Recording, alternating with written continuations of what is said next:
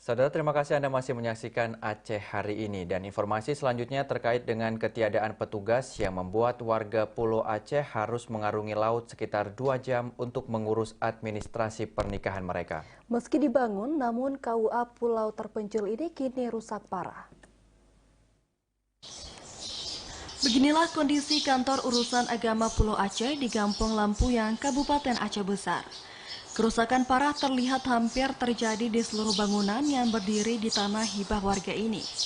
Sejak dibangun puluhan tahun silam, kantor yang harusnya melaksanakan sebagian tugas kantor Kementerian Agama di wilayah kecamatan ini tidak berfungsi.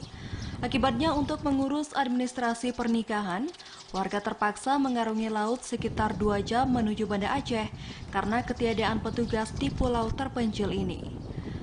Murtada, warga Lampuyang mengatakan, selama ini warga yang akan menikah hanya mengambil berkas keperluan menikah yang dititipkan kepadanya. Berkas tersebut kemudian diantar langsung ke Banda Aceh oleh calon pengantin. Sejak dibuat awal tahun, kalau nggak salah saya sekitar tahun 2008, 2009, kayaknya saya udah lupa. Itu udah lama. Artinya sejak selesai dibuat sampai dengan hari ini nggak pernah ditempati? Nggak pernah ditempati, kecuali anggota Koramil. Kalau dulu harus ke Banda Aceh, tapi sekarang misalnya kalau masyarakat perlu form, Kawaket sekarang nitip form itu kepada saya, jadi masyarakat kalau mau ngurus tinggal ke saya aja dulu, saya buat form, nanti tinggal kasih ke Banda Aceh sama Kawaketnya.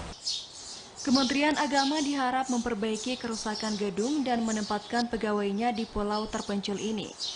Keberadaan mereka dinilai sangat membantu di tengah kondisi keterbatasan yang dirasakan warga Pulau Aceh.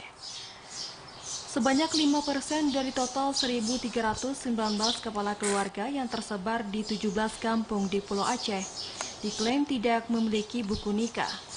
Kondisi ini dipicu hilangnya seluruh arsip setelah KUA Pulau Aceh rusak diterjang tsunami 2004 silam. Dari Aceh Besar, Arman Konadi, TVRI melaporkan.